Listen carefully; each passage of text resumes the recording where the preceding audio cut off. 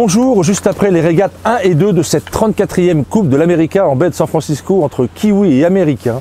Et waouh, le premier mot qui me vient à l'esprit, que de spectacle, c'est ce que nous voulions et nous l'avons. 3 points je voudrais aborder avec vous. Le premier, c'est le fait que c'est du match racing. Le deuxième, c'est qu'on va parler vitesse. Et le troisième, c'est que celui qui fait le moins d'erreurs qui gagne, c'est comme d'habitude. Premier point, match racing. Et oui, nous avons eu du contact tout le temps, comme nous l'attendions. Et même en multicoque, on peut faire du vrai match racing. Regardez ici, nous avons un marquage étonnant donné tout au long du bord de près. Et les Américains sont dans la boîte et ne peuvent pas s'en sortir comme ça se passait en monocoque. Et surtout, regardez ce virement de bord. Ils font tous des manœuvres magnifiques. Je ne peux pas vous montrer tous les empannages parce qu'ils sont tous réussis, mais regardez ce virement de Team New Zealand, très grosse vitesse en entrée, 24 nœuds, ils ne descendent pas en dessous de 18 dans le virement, et le bateau est à peine tourné que le petit Solent est déjà plein et ils repartent. Magnifique manœuvre des Neo Z, c'est du match racing. Deuxième point, c'est vitesse. Quand on regarde les chiffres bruts de fonderie sur les deux régates, les Neo Z sont plutôt 2 nœuds plus rapides au près, ce qui est presque une surprise, et surtout dans les 16-20 nœuds de vent qu'on a eu dans les deux régates.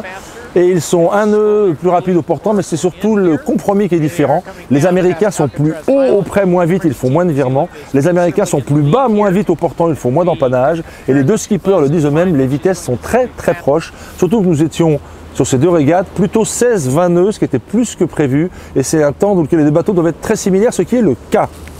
Troisième point, les erreurs. Comme d'habitude sur la coupe, ça fait 162 ans que ça dure. C'est celui qui fait le moins de bêtises qui gagne.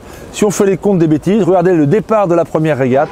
Les Américains ont 7 mètres, un tiers de longueur de retard. Ça suffit pour ne pas avoir l'engagement en dessous. Ils sont obligés de se dégager très fort en fond avant d'avoir un accident à la bouée sous le vent. Et regardez de face ce que ça donne. C'est impressionnant ces bateaux. Surtout au moment où les Neo Z plongent du nez, ils peuvent s'arrêter très fort. C'est dangereux et très bonne réaction des Américains.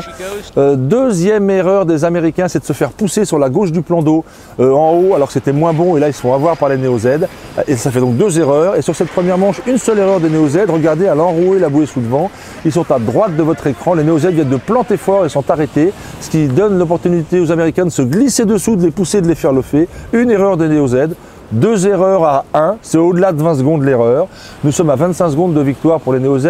C'est bien ce qu'on avait dit. Deuxième régate, là on va compter le nombre des erreurs. Première erreur des Américains, elle est au départ, à vouloir trop coller une pénalité. Et je pense que s'il y avait eu contact, regardez comme c'est proche, s'il y avait eu contact, la pénalité aurait été pour les Américains qui n'ont pas laissé assez de place au Neo Z pour s'échapper. Eh bien, d'avoir voulu absolument cette péno, les ont fait s'arrêter. Petit Solent à contre, et quand ils abattent pour relancer, ils sont arrêtés. Ça, c'est une grosse erreur. Et la deuxième erreur, c'est implanter très fort. Regardez à la bouée sous le vent. Oups là. Et oui, le bail là, ils prennent presque 100 mètres dans la buse, c'est 20 secondes de plus. 0 erreur des Neo Z. Bravo les Kiwis. 2 erreurs à 0, ça fait au moins 20 et 20, 40 secondes. Il y a 52 secondes à l'arrivée. C'est le tarif. Conclusion de tout ceci, de ces 2 premières régates, 3 conclusions. La première que je vois, c'est que Spiti a quand même le visage très tendu. Il n'a pas son régleur d'aile, Cheese, à côté de lui, qui a été banni pour cause de tricherie.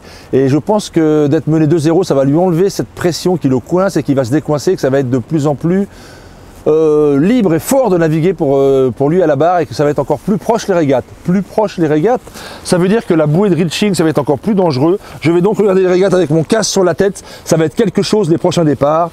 Et le troisième point, c'est, revenons sur terre, 9 manches à gagner. C'est long, c'est très long, c'est pas fini. On n'a pas encore tout vu et c'est tant mieux. Good luck on a good day.